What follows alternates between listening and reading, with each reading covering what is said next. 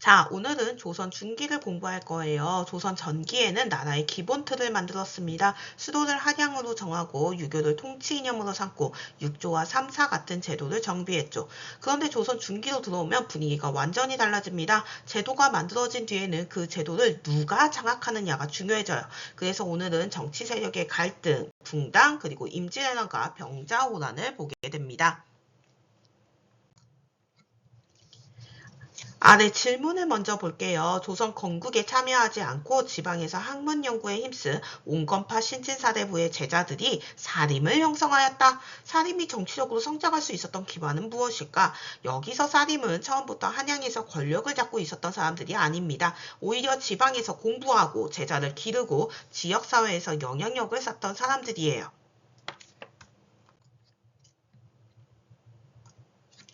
이 그림은 신진사대부가 두 갈래로 갈라지는 과정을 보여줍니다. 고려말 신진사대부 중에는 고려를 버리고 새 왕조, 조선을 세우자라는 사람들도 있었습니다.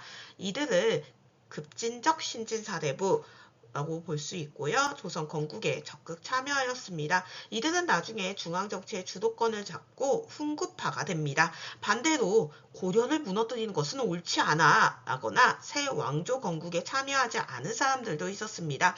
이들은 지방으로 내려가 학문을 연구하고 제자를 길렀습니다. 이 흐름이 사림으로 이어지는 것입니다.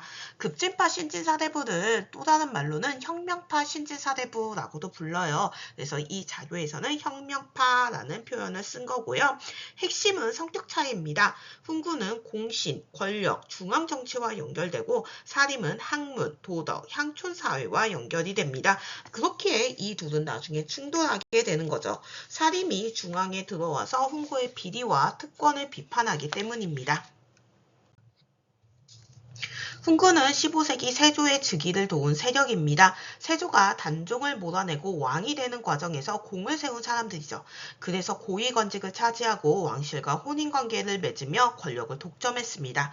여기서 학생들이 이해하기 쉽게 말하면 훈구는 우리는 직접 왕자를 왕으로 만든 사람들이다 라는 자부심이 강한 기득권층입니다. 반면 사림은 정몽주와 길제, 학통을 계승한 사람들이에요. 이들은 왕도 정치, 즉 왕이 힘이 아니라 도덕으로 덕으로서 다스려야 한다라고 보았어요. 또한 향촌 자치를 강조했습니다. 성종은 훈구 세력이 너무 강해지는 것을 부담스러워했어요. 그래서 훈구를 견제하기 위해 사림을 등용합니다. 특히 사림을 3사에 많이 임명해요. 3사는 사원부, 사관원, 홍문관으로 왕과 관리를 비판하고 감시하는 기관이었죠. 결국 이 갈등은 사화로 이어집니다. 사화는 네 가지 화가 아니라 사림이 화를 입은 사건을 가리키는 말입니다. 첫 번째는 무오사화입니다. 원인은 김종직의 조이제문이라고 하는 사초 때문이에요. 사초는 조선왕조실록과 같은 책을 만드는 기초가 되는 문서 자료인데요. 이 조이제문은 겉으로는 중국 초나라 의제를 애도하는 글이지만 실제로는 세조가 단종의 왕위를 빼앗은 일을 비판한 것으로 해석이 됩니다. 이 글을 적은 사람이 김종직은 이미 죽은 뒤였어요. 연산군 시기에는. 하지만 그의 제자 김일손이 이 사초를 가지고 실록을 만들려고 하자 문제가 됩니다.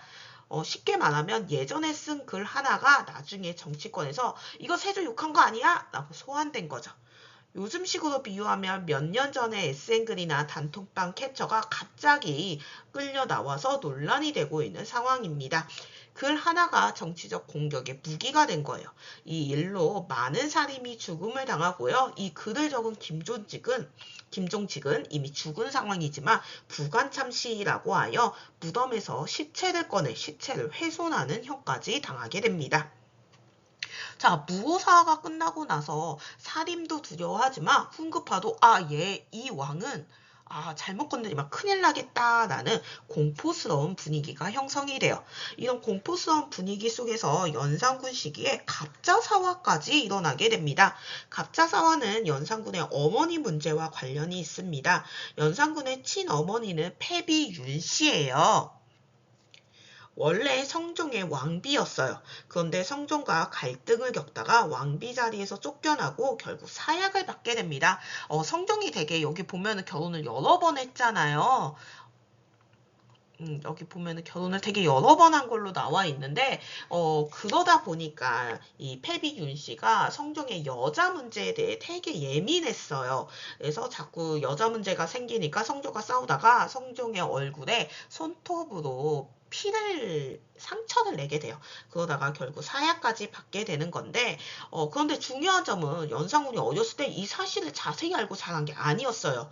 성종이 그래도 내 아들인 연산군은 이 사실을 잘 몰랐으면 좋겠다라고 해서 패비 윤씨와 관련된 내용들을 많이 숨겼습니다. 그러다가 어느 날 연산군이 친어머니가 폐위되어 죽었다는 이야기를 이제 듣게 되고 그걸로 인해서 왜 내 어머니의 죽음을 말리지 않았냐? 내 어머니의 죽음을 누가 명령했냐? 관련된 신하들을 다 찾아내서 처벌하기 시작합니다. 이때는 살인만 화를 당한 게 아니라 관련되어 있는 훈구파까지도 모두 다 화를 당하게 되죠. 이런 상황 속에서 훈구파까지 많은 피해를 보게 되자 이 훈구 세력들이 연산군은 잘못된 왕이다. 얘는 덕이 없고 얘는 올바른 왕이 아니다 라고 해서 연산군의 동생이었던 중종을 새로운 왕으로 추대하는 반정을 일으키게 됩니다.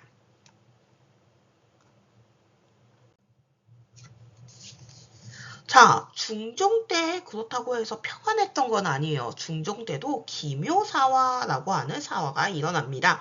중종은 연산군을 몰아내고 왕이 되었어요. 그런데 반정으로 왕이 되면서 공을 세운 훈구파의 힘이 너무 강해집니다. 이들은 본인들이 왕을 만들었다라고 생각하면서 왕권을 위협하게 됩니다. 그래서 중종은 이런 훈구를 견제하기 위해 조광조와 같은 사림을 등용하게 돼요. 조광조는 아주 개혁적인 인물이었습니다. 그는 현량과를 실시하여 학문과 덕행이 뛰어난 사람을 추천받아 관리로 뽑자 시험이 아니라 추천을 하자라고 이야기를 하게 되고요. 또한 위훈 삭제를 추진합니다. 위훈 삭제는 중종 반정 공신 중에 실제로는 공이 없거나 과장된 사람들의 공훈, 훈장을 삭제하자라는 거예요. 훈구파 입장에서 난리가 난 거죠. 우리를 공신 명단에서 제외한다고? 우리 자리를 뺏겠다는 거야? 이렇게 느꼈겠죠. 그러다 그 유명한 주초위양 사건이 일어나게 됩니다. 주와 조자를 합치게 되면 조가 돼요. 조광조의 성인 조가 되는 거죠. 조씨가 왕이 되려 한다라는 식으로 이제 몰아가게 되는 겁니다.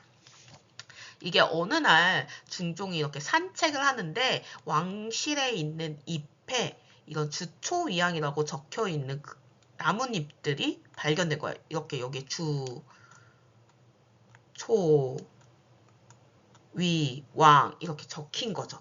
이거를 이제 해석해 보면은 이게 조고 조가 된다. 왕이 된다라고 해서 나뭇잎에 꿀을 발라 벌레가 글자를 갉아먹게 했다라는 이야기도 있습니다. 여하튼 이걸 역사적 사실로 단정하기보다는 당시 이제 조광조를 제거하기 위한 정치적 음모를 상징한다라는 이야기로 이해하시면 됩니다.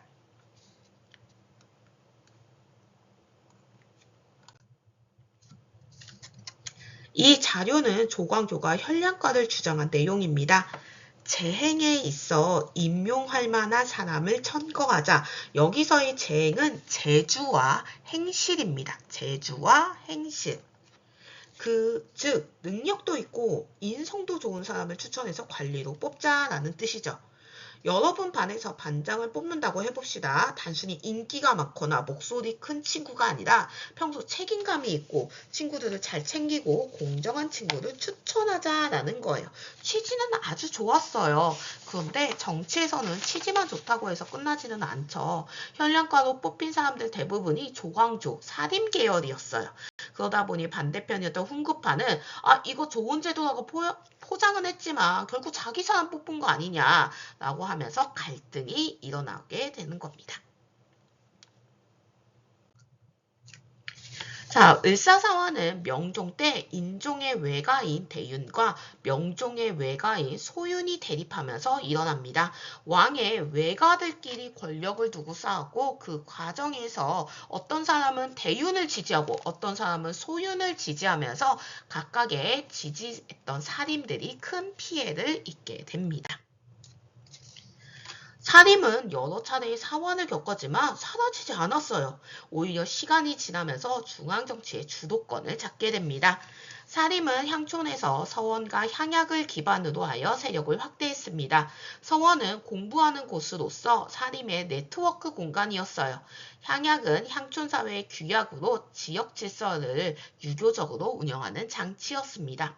그런데 사림이 권력을 잡고 나니 이번에는 사림 내부에서 의견이 생깁니다. 외척의 잔재, 즉 훈구파를 이제 어떻게 처리할 것이냐, 남은 훈구파를 완전히 정치에서 배제할 것이냐, 아니다, 얘네들은 좀 용서해주자. 그리고 이조전랑직을 누가 맡을 거냐 가지고 갈등이 생겨요. 그 결과 동인과 서인으로 나누어 붕당이 형성이 됩니다. 도대체 그러면 이조전랑직은 뭘까? 정승으로 올라가는 승진이 보장되어 있는 관직이자 이조전랑은 누가 이 관직에 어울린다, 누가 이 관직을 하면 좋을 것 같다라는 추천을 할 수 있는 자리이기도 했어요. 그러다 보니까 여러 세력이 서로 자신의 세력이 임명되기를 희망하는 관직이었죠. 이 자료에서 파악할 수 있듯이 동인과 서인으로 갈라지는 결정적 계기는 이조전랑입니다. 김효원이 과거에 장원급제에서 이조전랑의 후보가 됩니다. 그럴 때 신의겸이 반대를 해요. 이유는 김효원은 예전 외처 윤원형의 문객, 손님으로 그 집에서 숙식을 해결하면서 공부했다라면서 저 사람은 외척족과 연결된 사람이다 라고 비판을 하게 돼요.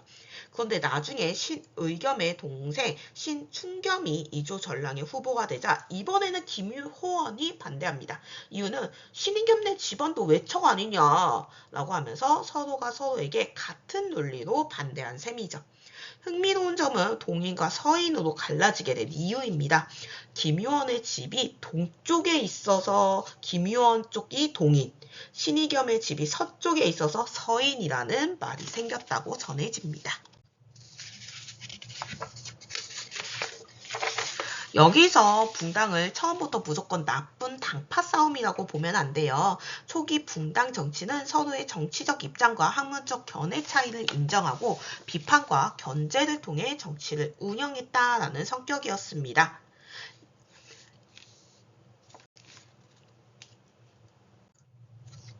이 자료에서 중요한 단어는 공론입니다.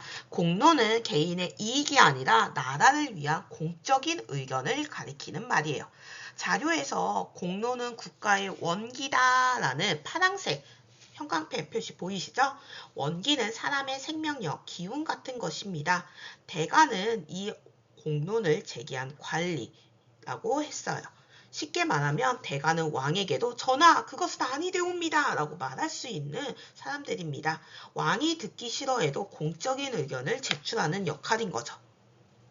학교 상황으로 비유해보면 담임이 어떤 규칙을 정했는데 학생들이 보기엔 너무 불공평한 거야.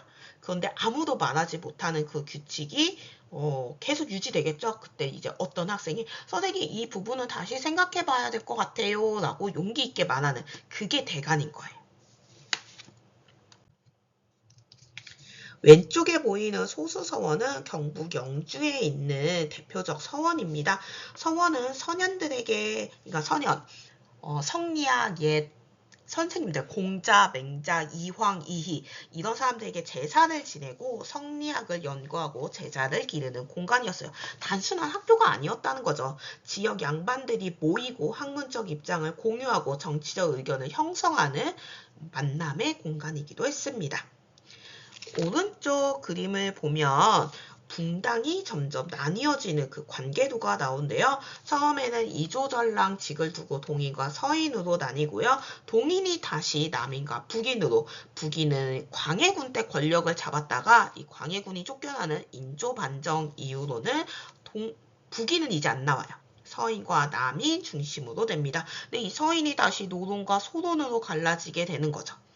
이야기 쉽게 말하면 처음에 하나의 단톡방에서 의견이 갈리는 정도였는데 갈등이 커지면서 새 단톡방이 생기고 그 단톡방 안에서 또 새로운 방이 생기는 상황입니다.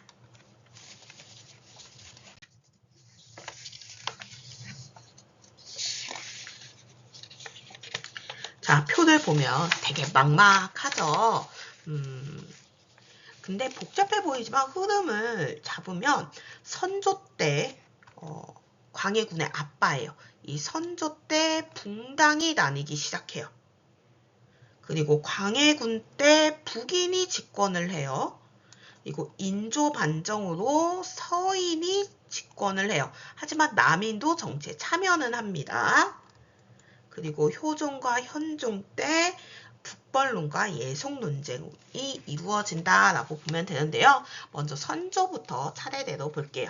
선조 시기에는 사림 세력이 본격적으로 정치를 주도하게 되는데 이 사림이 하나로 뭉쳐져 있지 못하고 동인과 서인으로 나뉩니다. 대체로 동인은 이황과 조식 계열, 서인은 이이 계열의 학문적 영향을 받은 사람들이 많았어요. 처음에는 정치적 의견 차이 정도였지만 시간이 지남에 따라 서로를 견제하고 공격하는 붕당 정치로 발전합니다. 그런데 동인도 하나로 유지되지 못해요. 동인이 다시 북인과 남인으로 갈라집니다. 이 분열을 키운 대표적인 사건은 정여립 모반 사건과 세자 책봉 문제예요. 정여립 모반 사건은 간단히 말하면 정여립이라는 인물이 반란을 준비했다라는 의심을 받습니다. 근데 이 정여립이 동인과 친했다는 거예요. 서인은 야, 정여립이 반란을 준비했는데 너희 동인도 정여립이랑 한편 아니야? 라고 하면서 동인을 공격하게 되는 거고요. 이 사건은 동인과 서인 세력이 갈등이 심해지게 된 계기라 할 수 있습니다. 완전히 얘들이 이제 하나의 동인이었다가 갈라지게 된 결정적인 사건은 세자 책봉 문제입니다. 선조에게 여러 아들들이 있었는데 그 중에 광해군은 후궁의 아들이었어요. 원래라면 세자가 될 수 없는 거죠. 그런데 임진왜란이 일어나면서 상황이 급해집니다. 선조가 피난을 가야 했고 전쟁 중에 나라를 대신 이끌 사람이 필요했어요. 그래서 광해군을 급하게 세자로 책봉하게 됩니다. 광해군은 전쟁 중에도 임시 조정을 이끌고 백성들을 돌보고 전쟁을 직접 수습에 나서는 듯 백성들 사이에서 인기를 엄청나게 끌게 돼요. 하지만 문제는 나중에 선조의 왕비였던 임목대비가 영창대군을 낳았다는 점이에요. 영창대군은 왕비에서 태어난 적자였기 때문에 광해군의 입장에서는 왕위 계승에 큰 위협이 됩니다. 훗날 광해군은 왕이 된 후에 영창대군이 의문의 죽음을 당하게 되고 임목대비도 폐위를 하게 돼요. 이걸 폐모살제라고 하는데 어머니를 폐하고 동생을 죽였다라는 뜻입니다. 유교사회였던 조선에서는 이건 큰 비판이 되게 되고 나중에 광해군이 쫓겨나게 되는 원인이 되기도 합니다. 자, 이제 광해군 한번 살펴볼까요? 광해군은 북인이 정권을 잡는데요. 이 광해군이 임진왜란 때 전쟁을 함께 이렇게 도왔다고 했잖아요. 그때 도와줬던 사림이 북인이에요. 이 북인 쪽 애들은 피난도 안 가고 각 지역에서 의병을 일으켜서 일본군과 맞서 싸운 아이들이 많았어요.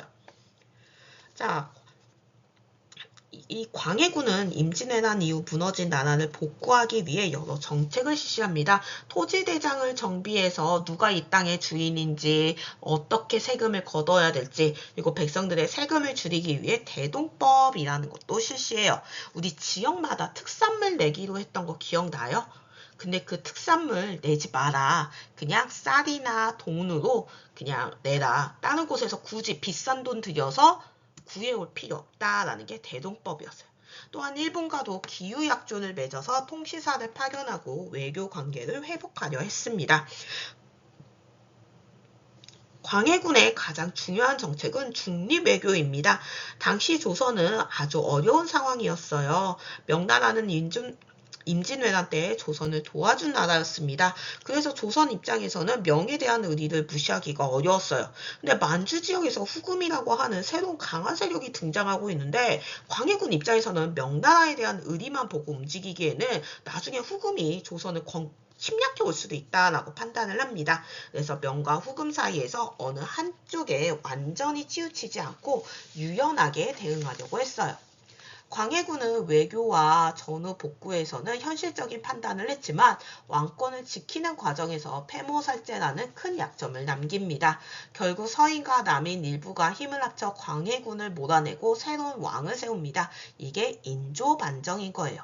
인조반정은 겉으로는 광해군이 어머니를 패하고 동생을 죽인 잘못된 왕이기 때문에 몰아냈다라는 명분을 세우지만 실제로는 서인이 다시 정권을 잡기 위한 쿠데타의 성격도 있습니다.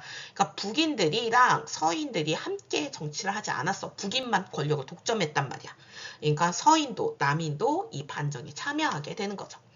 인조는 왕이 된 뒤에 조선 광해군의 중립외교를 벌이고 친명 배금 정책, 즉 명을 가까이 하고 후금을 배척하는 정책을 펼칩니다. 그런데 후금은 점점 강해져 청나라가 돼요. 결국 조선은 정묘호란과 병자호란을 겪고 인조는 삼전도에서 태종에게 굴복하는 굴욕을 겪게 됩니다. 그 다음 효종 때를 잠깐 볼게요. 이따가도 또 보게 될 건데 효종은 원래 인조의 둘째 아들이에요. 첫째 아들은 소현세자입니다. 병자호란 이후에 이 소현세자와 복림대군이 같이 청나라로 인질로 끌려가는데 소현세자는 청나라에서 새로운 문물과 국제정세를 접하고 청과의 관계를 현실적으로 우리가 청을 무시할 게 아니다. 오랑캐의 나라라고 무시해서는 안 된다라는 입장을 보였어요. 반면 복림대군은 청나라에 대한 원한이 엄청 강해져서 돌아오게 됩니다. 인조 입장에서는 복림대군이 이쁠까요? 소현세자가 이쁠까요? 소현세자가 믿겠죠. 인조는 내가 태종에게 굴욕적으로 머리를 찢으면서 막 인사를 했는데 내 아들이란 애가 세자라는 애가 청나라를 인정해야 된다라고 이야기해. 이러면서 인조와 소현세자 사이가 나빠지게 되고 소현세자가 조선으로 돌아온 뒤에 갑자기 의문의 죽음을 당해요. 원래라면 소현세자의 아들이 왕위를 이어받아야 되는데 인조는 소현세자의 아들이 아니라 둘째 아들이었던 복림대군을 세자로 삼습니다. 그래서 복림대군이 왕위에 오르게 되는데 이 사람이 바로 효종인 거죠. 효종은 청에 당한 굴욕을 갚겠다라면서 북쪽을 정벌하겠다라는 운동을 추진합니다. 하지만 실제로 청을 공격할 힘은 부족했어요. 북벌은 현실적인 전쟁 계획이라기보다는 청에 대한 복수심과 조선 지배층의 명분을 보여주는 정책으로 이해하면 됩니다. 마지막 현종입니다. 현종 때는 예속 논쟁이 일어납니다. 예속 논쟁은 겉으로 보면 상복을 몇 년 입을 것이냐 가지고 벌이는 싸움이지만 실제로는 효종을 왕으로 인정할 거냐? 아니다. 효종은 왕이긴 하지만 결국 둘째 아들에 불과하다. 이런 정치적 왕족에 대한 입장 차이 싸움이라고 보시면 돼요. 예속 논쟁에서는 주로 서인과 남인이 대립을 한데요. 첫 번째 예속 논쟁에서는 효종이 죽었을 때 효종의 계모인 자의대비가 상복을 몇 년 입어야 되냐 가지고 싸우는 거예요. 서인은 효종이 아무리 왕이라 할지라도 둘째 아들이다. 그러니까 1년 상복을 입어야 된다. 남인은 효종은 왕으로서 죽은 거니까 왕으로서 좀 우대해서 3년 상복을 입어야 된다라고 주장을 해요. 그러니까 서인은 왕권에 약간 도전적이었고 남인은 왕권을 지지하는 세력이었던 거죠. 결과적으로 첫 번째 예송에서는 서인의 주장이 받아들여서 1년 상복을 입게 됩니다. 두 번째 예송에서는 이제 효종의 아내 효종비가 죽었을 때 효종의 계모인 자의대비가 몇 년 상복을 입느냐? 이때 서인은 마찬가지로 둘째 아들의 아내가 죽은 거기 때문에 9개월만 상복을 입어야 된다. 반면 남인은 아니다. 왕비가 죽은 거다. 그러니까 1년 상복을 입어야 된다라고 주장했어요. 이때는 또 남인의 주장이 받아들여집니다.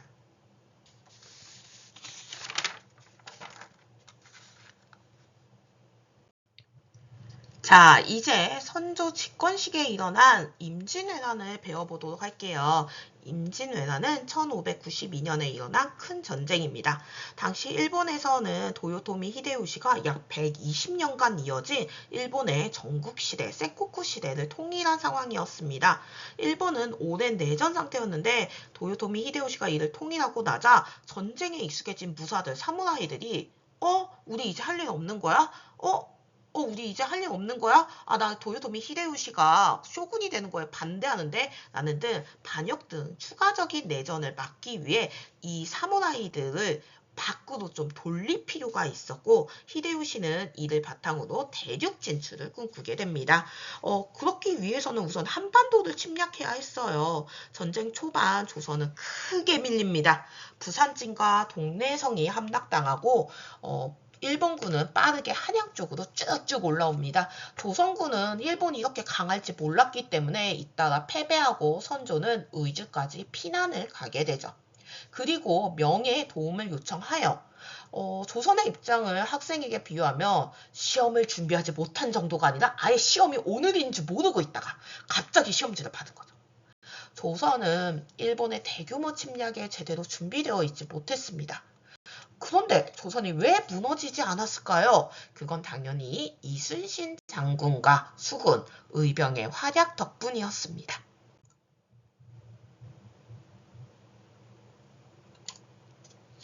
지도에서 일본군의 이동 경로를 보면 부산으로 시작해 한양, 평양 쪽으로 빠르게 치고 올라갑니다. 육지에서는 조선이 크게 밀렸어요. 하지만 바다에서는 이야기가 달랐습니다. 이순신이 남해 해상권을 장악해요. 특히 한산도 대첩이 중요합니다. 한산도 대첩은 일본군의 보급로를 끊는데 큰 역할을 했어요. 전쟁에서 보급은 정말 중요해요. 군인이 아무리 많아도 식량, 무기, 탄약이 계속 제공되지 않으면 오래 싸울 수 없겠죠. 이순신과 수군은 일본군이 바다를 통해 보급받을 수 있는 길을 흔들게 되는 거예요. 공격에 특화된 상대팀의 도시락, 물, 충전기, 버스 이동을 완전히 끊어버린 것과 비슷합니다.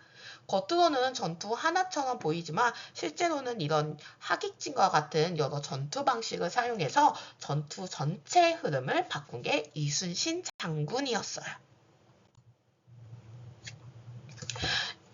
임진왜란 때 또 하나의 중요한 힘은 의병입니다. 의병은 국가가 위기에 빠졌을 때 자발적으로 일어난 민간 군대입니다.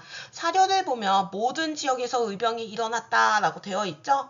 호남의 고경명, 김천일, 영남의 곽재우 등이 대표적입니다. 특히 곽재우는 붉은 옷을 입고 싸웠다 해서 홍의장군이라고도 불렸어요.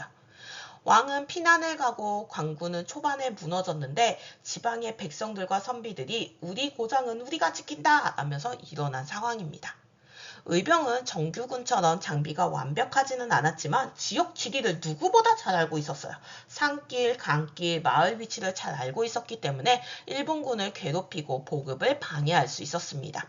임진왜란 극복은 과거의 전투들과는 다르게 왕 한 명이나 장군 한 명만의 이야기가 아닙니다. 수군, 의병, 백성, 명군까지 여러 힘이 함께 작용했습니다. 자, 이순신과 의병들에 의해서 간신히 유지되고 있었던 조선이 승리의 흐름으로 바뀌게 된 것은 의주로 피난을 간 선조의 요청으로 참전하게 된 명이 오면서였어요. 조선과 명의 연합군, 조명연합군의 활약으로 평양을 되찾습니다. 근데 너무 승리에 취한 명나라 장군이었던 이여송이 벽제관이라는 곳에서 일본군의 기습을 당하게 되었어요. 이후 명은 일본과의 전투를 빨리 마무리하고 본국으로 돌아갈 계획을 세우게 됩니다. 이에 일본에게 휴전을 제안하고 휴전 회담이 진행되죠. 근데 도요토미 히데요시는 명나라 황녀를 일본의 후비 첩으로 달라고 요청을 해요. 게다가 조선 8도 중에 4개의 도를 일본에게 빌려달래요. 할양해달라고 요구합니다. 근데 명나라는 이걸 들어줄 마음도 없었고 애당초에 도요토미 히데요시에게 너가 이제부터 일본의 왕이야 라고 책봉하고 중국에 조공을 바치는 걸 허락할 생각이었어요. 그러니까 서로 바라는 게 너무 차이가 나니까 회담이 결렬되고 1597년 정유재란이 일어납니다. 이 시기 이순신은 한때 너무 백성들에게 인기를 얻자 선조가 이순신을 관직에서 쫓아내고 고초를 겪고 있는 중이었어요. 하지만 이순신이 얻는 게 영향이 많았나 봐요. 조선 수군이 칠천량 해전에서 크게 패배합니다. 결국 선조는 이순신을 다시 불러오게 되고 이때 유명한 말이 나오죠. 신에게는 아직 12척의 배가 남아 있습니다. 이 말은 단순히 멋있는 대사가 아닙니다. 그만큼 상황이 절망적이었다는 뜻이에요. 상대는 훨씬 많은 배를 가지고 있고 조선 수군은 거의 끝난 것처럼 보였습니다.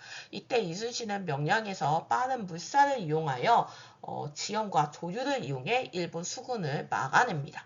이 외에도 조명연합군이 일본군을 북쪽으로 올라가는 것을 차단하고 도요토미 히데요시가 갑자기 사망하게 되면서 한반도에 파견된 일본군이 상사의 장례식 및 후계자 선정식에 참여하기 위해 철수를 결정하게 되면서 전쟁이 끝납니다. 임진왜란이 끝났다고 해서 모든 것이 회복된 것은 아닙니다. 오히려 전쟁 이후의 피해가 매우 컸습니다. 조선은 국토가 황폐해지고 인구가 줄고 토지대장과 호적이 불탔습니다. 토지대장과 호적은 나라가 세금을 걷는 백성을 파악하는 기본 자료예요. 이것이 불탔다는 것은 국가 운영 시스템이 크게 망가졌다는 뜻입니다. 반면 일본은 조선에서 끌고 간 기술자와 학자들을 통해 도자기, 인쇄술, 성리학 발전의 계기를 얻게 됩니다. 특히 도자기 기술자들이 일본으로 끌려간 일은 일본 도자기 문화 발달과 연결이 됩니다. 중국의 명도 조선을 도우면서 국력이 많이 약해집니다. 약 10만 명 이상의 사람을 파병하고 군비만 약 780만 량, 현재 가치로는 약 5조 6천억 원 정도 된다고 해요. 그리고 그 틈을 타서 반면 여진이 빠르게 성장하고 후금이 등장하게 되죠. 즉 임진왜란은 조선만의 전쟁이 아니라 동아시아 국제 질서를 흔든 전쟁입니다.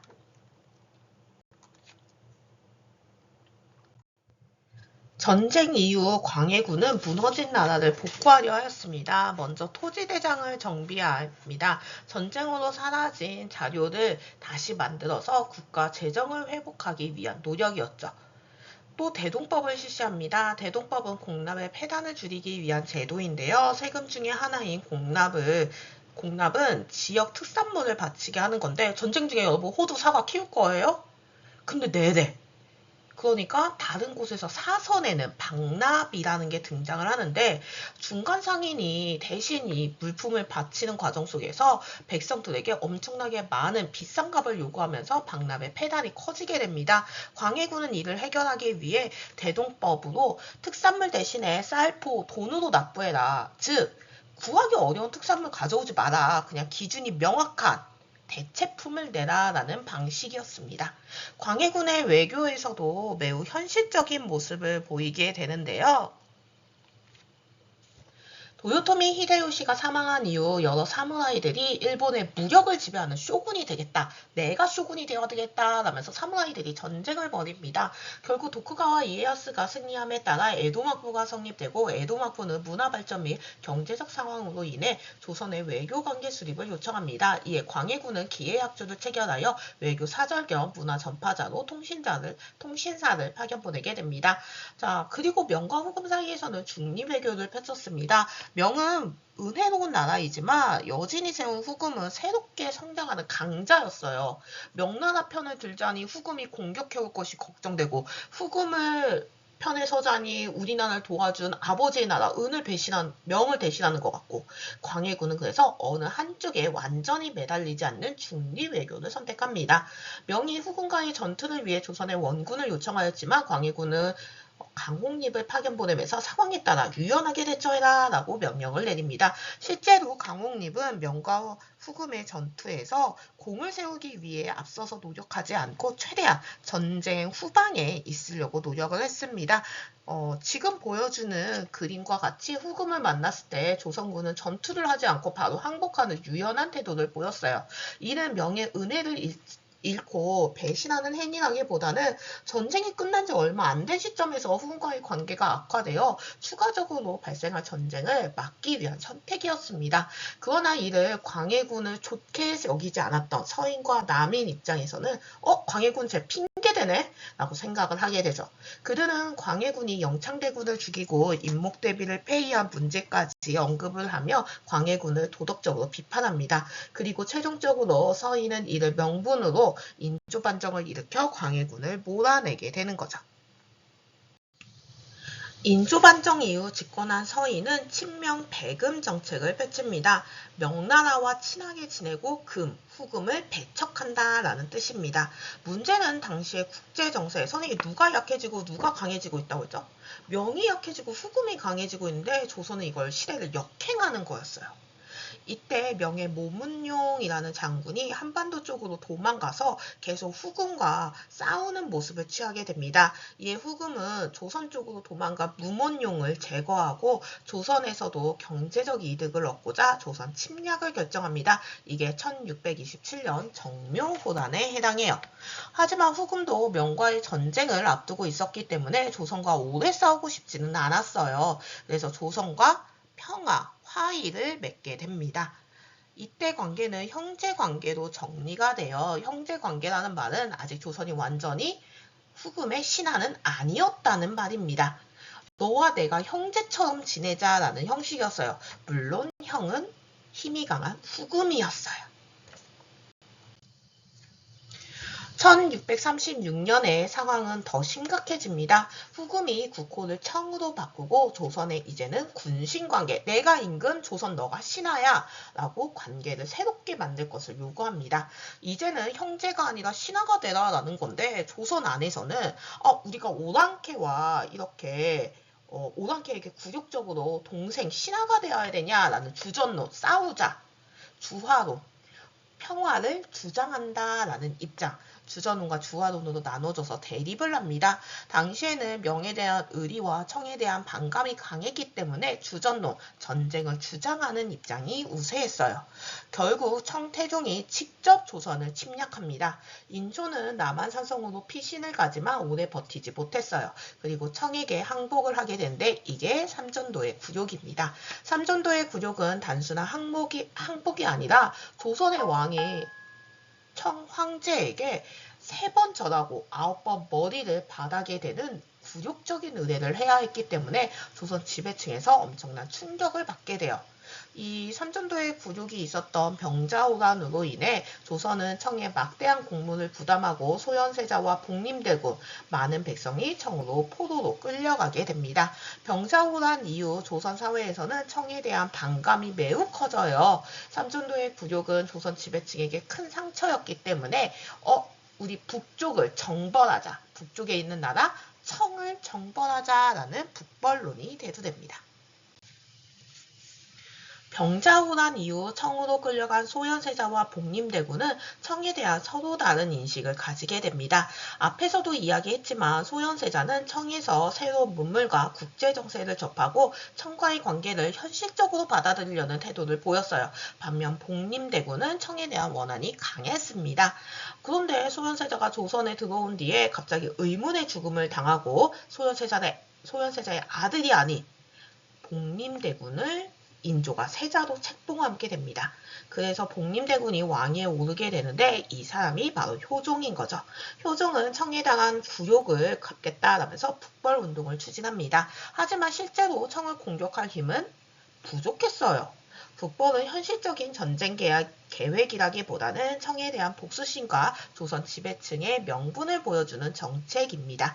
그럼에도 불구하고 군대를 키우기 위해 많은 돈이 군비로 사용되었고 증가한 세금으로 인해 백성들의 부담이 커졌습니다. 시간이 지나면서 조선은 청을 무조건 미워할 수만은 없다. 청은 이미 동아시아의 강대국이 되었고 청에는 발달한 문물도 많다. 이제는 배워야 한다라는 입장도 등장하게 됩니다. 그래서 조선은 청에 연행사를 보내요. 연행사는 청에 가는 사신을 부르는 말입니다. 통신사는 일본에 보낸 사신, 연행사는 청에 보낸 사신. 이들은 청의 수도 베이징에 가서 다양한 문물을 접하게 됩니다. 그 과정에서 천리경, 망원경이죠. 자명종, 천주교 서적과 같은 서양 문물이 조선에 소개가 되고요. 청을 통해 서양 문물을 접하게 됩니다.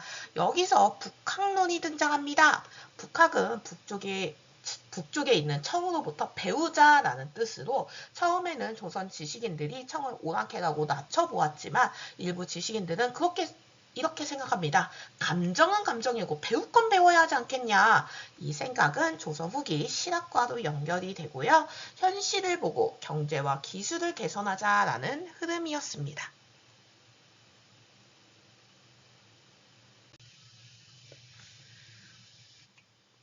병자호란 이후 등장한 북벌로는 청에게 당한 치욕을 갚자라는 감정과 명분의 흐름이고요.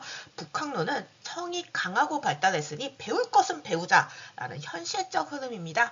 각 대표적인 인물들과 관련된 사료를 읽어봅시다. 먼저 북벌론의 송시열, 효종입니다.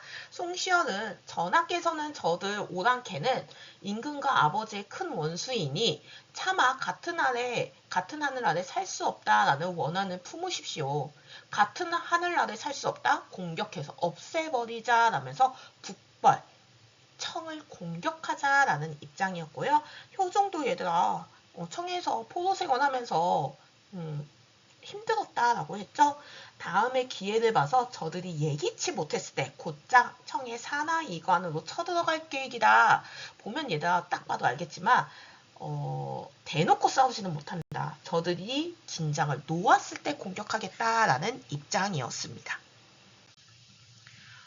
시간이 흘러서 청을 객관적으로 본받아야 된다라는 북학론이 등장하게 돼요. 이건 조선 후기 실학, 중상학파의 입장이기도 한데요.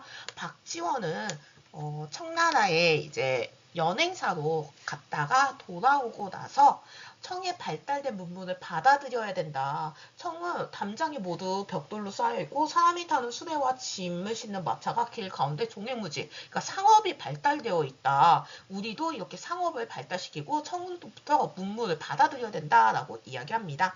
박제가도 마찬가지였어요. 현재 조선의 백성들의 생활은 날이 갈수록 공궁해지고 국가의 재정은 갈수록 고갈되고 있다. 명을 위해 원수를 갚겠다고 우리의 부끄러움을 씻으려면 힘껏 중국을 배운 다음에 논의해도 늦지 않는다. 당장에 우리가 청을 이길 수 있냐? 못 이긴다. 그러니까 청을 배운 다음에 청을 정벌할 계획을 세워라. 라면서 매우 현실적인 입장을 이야기했습니다. 자, 다음 시간에는 이 흐름이 조선 후기의 탕평 정치와 세도 정치로 어떻게 이어졌는지 보도록 하겠습니다. 여러분 정말 수고하셨고요. 우리 다음에 봅시다.